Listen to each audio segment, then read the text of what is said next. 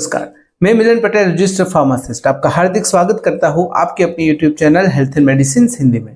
आज के वीडियो में मैं आपको ब्लड इन्फेक्शन के लक्षण मतलब कि ब्लड इन्फेक्शन के अंतर्गत कौन कौन से सिम्टम्स दिखाई देते हैं उसके बारे में बताऊंगा।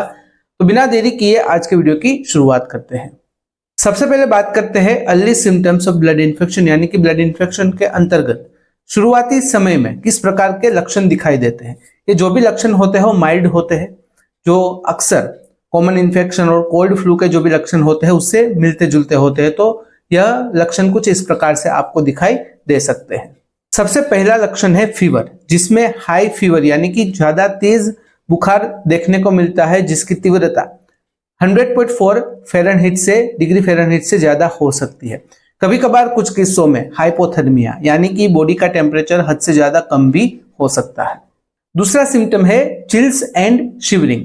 तेज बुखार के साथ साथ चिल्स यानी कि ठंड लगती है और शिवरिंग यानी कि कंपन महसूस होता है।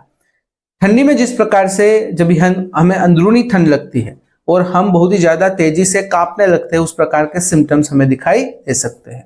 तीसरा सिम्टम है रैपिड हार्ट बीट, मतलब कि आपके हार्ट बीट, आपकी दिल की धड़कनें बहुत ही ज्यादा तेज हो जाती है, जिसे हम टेकिकार्डिया कहते हैं। जनरली जो दिल की धड़कनें होती है उसकी नॉर्मल रेंज पर मिनट 60 से 100 के बीच में, मतलब कि आपकी दिल की धड़कनें अगर 60 से 100 के बीच में धड़कती है पर मिनट तो उसे नॉर्मल माना जाता है। लेकिन in case of early symptom of blood infection दिल की धड़कनें रैपिड हो जाती है, फास्ट हो जाती है और 100 से ज्यादा हो जाती है, तो उसे हम कहते हैं टेकिकार्डिया। नंबर 5 है फटीग एंड वीकनेस, मतलब कि बहुत ही ज्यादा मात्रा में आप थक जाते हैं, आपको कमजोरी महसूस होती है, कुछ भी काम ना करने की इच्छा होती है, बेड पर पड़े रहने की इच्छा होती है, थोड़ा भी आप काम कर लेते हो, थोड़ा भी चल लेते हो, सांसें फूल जाती है और बहुत ही ज्यादा मात्रा में आपको थकान और कमजोरी महसूस होती है।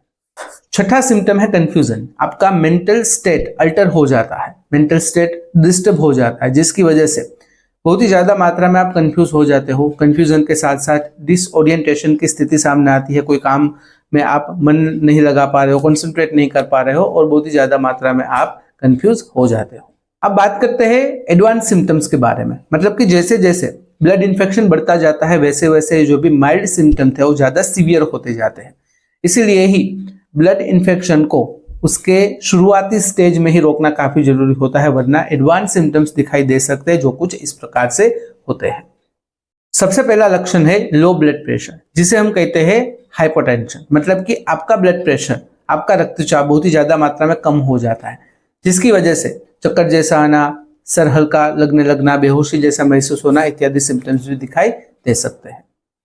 दूसरा सिम्टम है रिड्यूस यूरिन आउटपुट, मतलब कि आपके पेशाब का जो भी आउटपुट होता है वो कम होता जाता है। ब्लड इन्फेक्शन के एडवांस स्टेज पर जो किडनी होती है उनके फंक्शंस बुरी तरह से प्रभावित होते हैं, जिसकी नेगेटिव इम्पैक्ट फिल्ट्रेशन रेट और एक्सक्रिएशन रेट के ऊपर होती है, जिसकी वजह से किडनी अच्छे से काम नहीं कर पाती और यूरिन आउटपुट कम हो जाता है। तीसरा सिम्टम है स्किन चेंजेस, मतलब कि आपकी त्वचा के रंग में बदलाव देखने को मिलता है।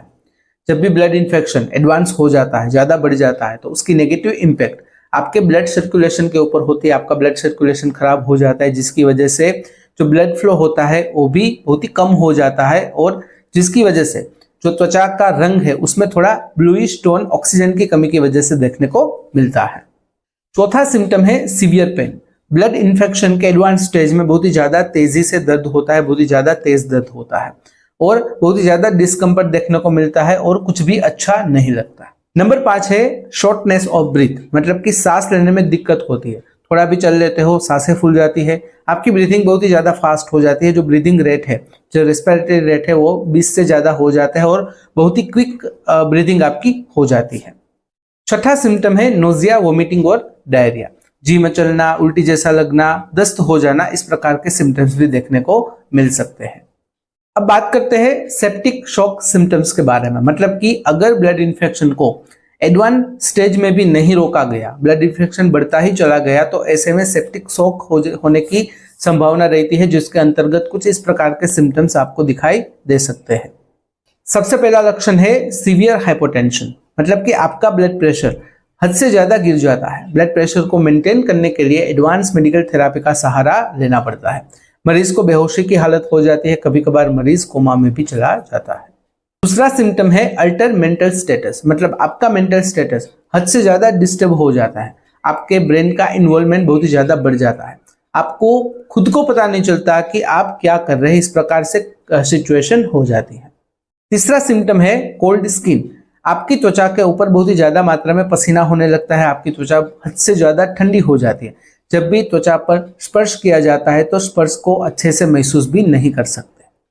नंबर 4 है organ failure symptom. Organ failure के लक्षण जैसे कि जॉन्डिस, जिसमें आपकी त्वचा का रंग पीला हो जाता है, आंखों में पीलापन आ जाता है और उसकी नेगेटिव इम्पैक्ट लीवर पर होती है। लीवर फेलियर की वजह से एब्डोमिनल इन्फ्लामेशन, मतलब कि पेट के ऊपर बहुत ही ज्यादा मात्रा में सूजन देखने को मिलती है। फेफड़ों में पानी भरने की स्थिति की वजह से हृदय संबंधित समस्या जैसे कि हार्ट फेलियर की स्थिति भी सामने आ सकती है। तो यह थी जानकारी ब्लड इन्फेक्शन के अलग अलग स्टेजेस के सिम्टम्स के बारे में। अगर इस वीडियो से रिलेटेड कोई भी सवाल है तो बेझिझक कमेंट में पूछिएगा। अगर कमेंट में आप अनकंफर्टेबल हो तो डायरेक्टली मुझे मेल कर सकते हो qa.hm@gmail.com पर। फिलहाल इस वीडियो में बस इतना ही। आज का वीडियो ध्यान से देखने और सुनने के लिए आपका धन्यवाद। जय हिंद, जय भारत।